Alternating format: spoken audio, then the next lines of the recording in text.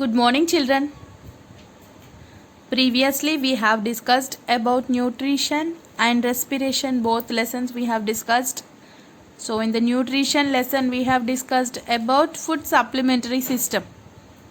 How the nutrient supplement is possible by the digestive system. In the case of plants, photosynthesis we have observed, and in the case of heterotrophic organisms, we have observed the digestive system and all.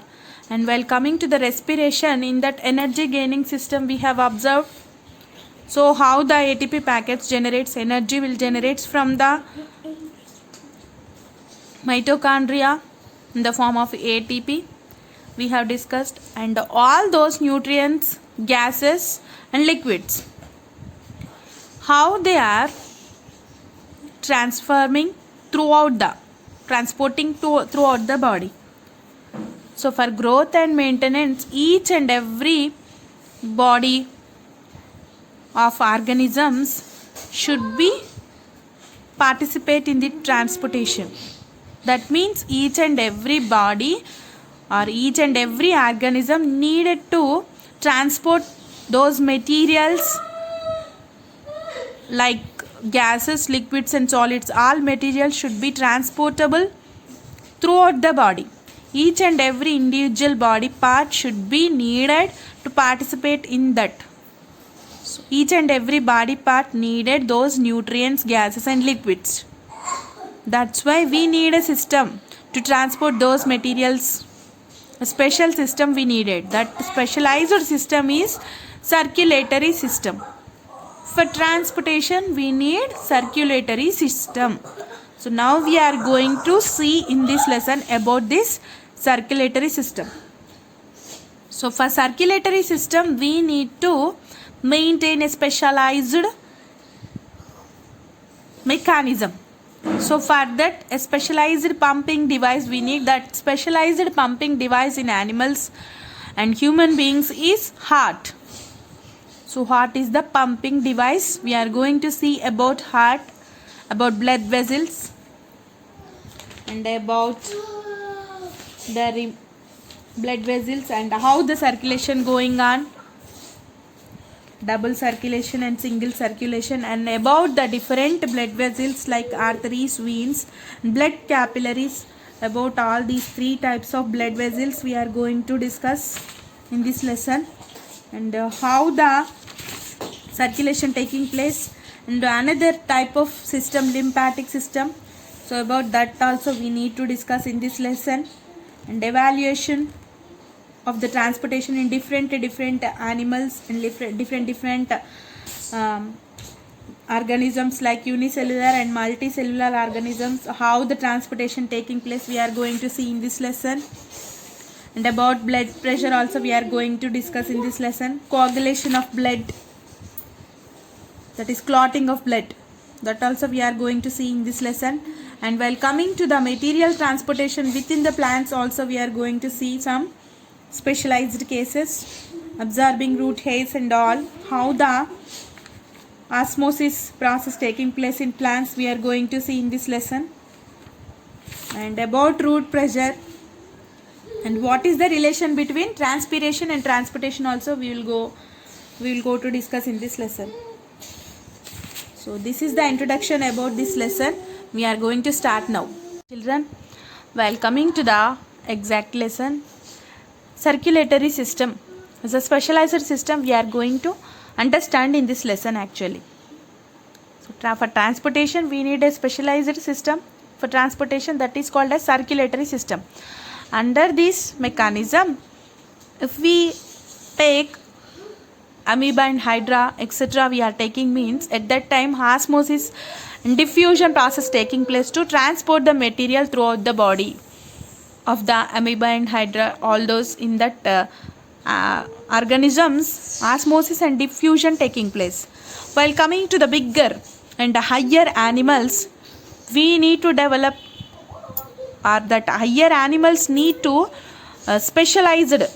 need to make a specialized development in their organisms, in their bodies, is called circulatory systems. We know that three types of material is there: solids, liquids and gases.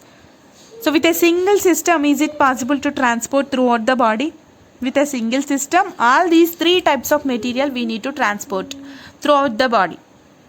Not we, the organisms, living organisms need to transport these materials throughout their body. So they need to specialize a specialized system. They need to make a specialized system called circulatory system. So while first we are going to discuss in this, first we are going to see about animals now. So if we take animals, if we consider animals, in that animals we have a circulatory system. Animals and human beings both are having a circulatory system and a specialized device. I told now only a specialized device, a specialized system, and which is specialized to pumping blood in animals and human beings. First we need to understand in animals how the circulatory system, how the transportation taking place in animals. First we are going to see in this lesson, and after completion of that, different evolution of different animals, evolution of this transportation in different animals, then we are going to discuss in human being, we'll see. Then afterwards in plants, how the transportation taking place we will observe. Previous lesson also we done like that. We understood first in animals and human beings how the respiration taking place. Then afterwards in plants and other type of trees and plants we observed how the respiration taking place. So there in first lesson photosynthesis, first we have discussed about autotrophs and then heterotrophs we discussed in nutrition, and coming to the respiration we have discussed like that, first animals, human beings, and then afterwards plants. In this lesson also about circulatory system, first we need to understand in animals. So animals and human beings have a specialized system, circulatory system. In that blood contains solid, liquid and gas, everything. So solid liquids are mixed in blood, and we know oxygen mixing afterwards. So by that only we can get energy, by mixing of oxygen into the blood only the energy gaining system. So afterwards that blood stream which contains both solid, liquid and all gases, oxygen gas, oxygenated blood we are calling. Solids, liquids are there, exist in the blood stream. Then afterwards oxygen mixed with it, oxygenated blood will. So how the transportation taking place throughout the body, up to the cellular level, up to the tissues and up to the cellular level, how the transportation taking place. So first we have to understand that pumping device, heart. So before that, if we went somewhere else, or sometimes we went to the doctor, they will observe our pulse rate.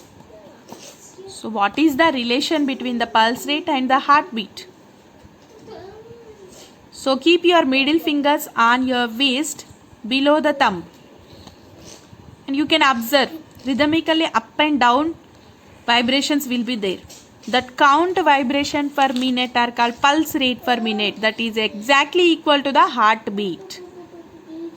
So for knowing the heartbeat, pulse rate is one thing, and one more is by stethoscope also doctors will understand that pulse, about that pulse rate and heartbeat they will understand. And the normal human being heart rate or heartbeat rate is 72 beats per 1 minute.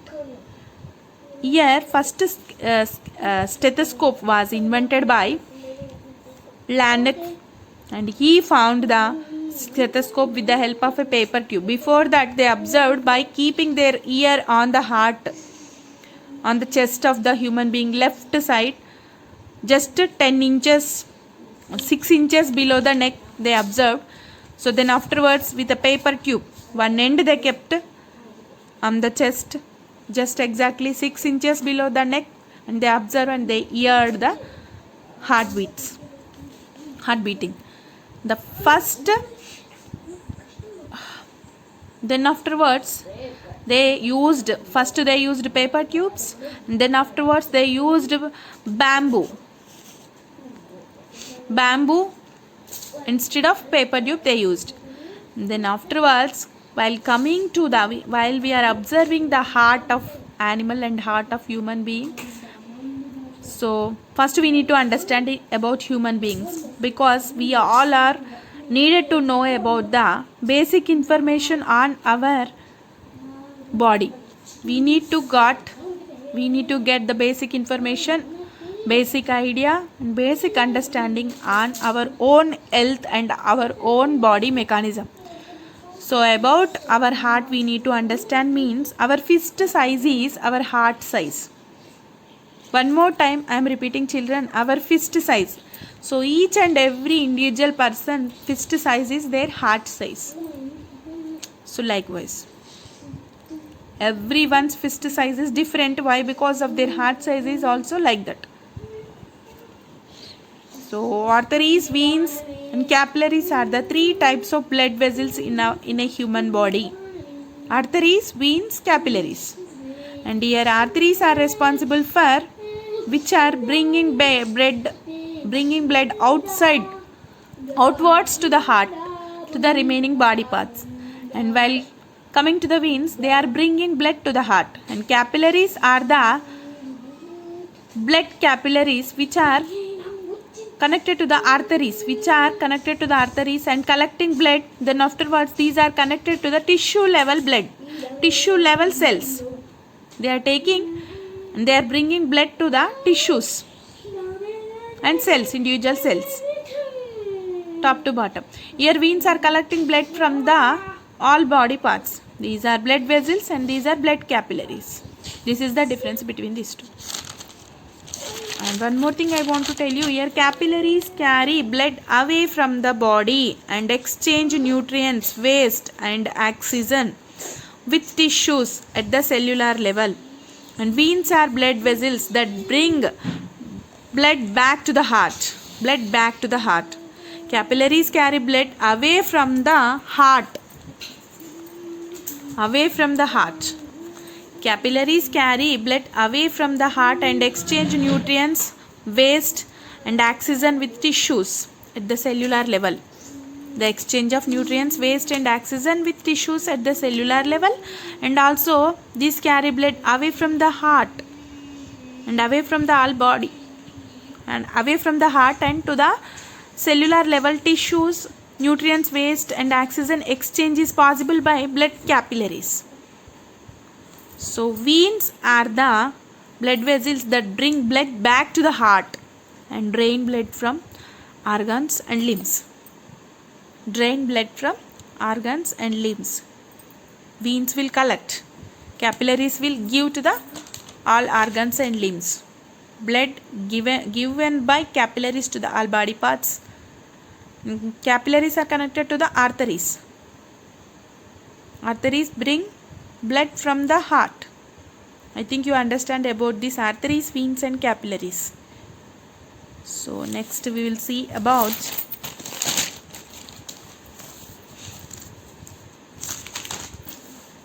the structure of the heart. The internal structure of the heart we need to understand. This is the internal structure of the heart, children.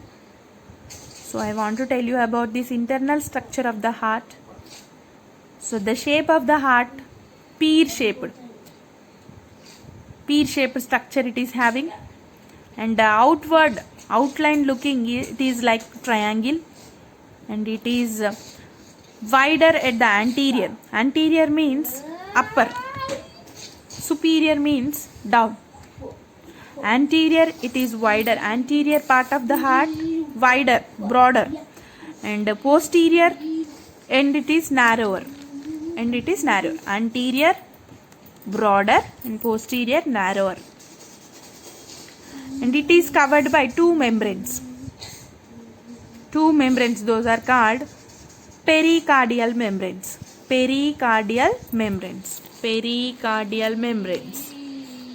Heart is covered by two layers. Understand, children? Heart is covered by two layers of membranes. Those are pericardial membranes. These are the outermost layers which protects the heart and which gives the structure to the heart. We know from 9th class onwards we are studying cellular membranes, cell membranes, plasma membranes, cell wall in plants. Like that, heart is also having two layers, pericardial membranes. The space between these two layers is filled with pericardial fluid. This fluid gives protection to the heart from shocks. Pericardial fluid is filled in between these two layers and which gives protection to the heart from shocks. I think you understood this, children. And here we have 5 types of blood vessels are connected to the heart. Those are pulmonary artery, which are connected to the lungs, because heart is the pumping device. There should be exchange and there should be oxygenated blood comes back. Deoxygenated blood enters into the heart and then heart is connected to the both the lungs, both side lungs, and which will exchange the oxygenated blood there. Yes, in the respiratory system we understood that. So gaseous exchange in the capillary level we understood. So how it is possible? The pumping, how it is possible? Arteries to capillaries, how it is possible? First the blood enters into the heart through veins.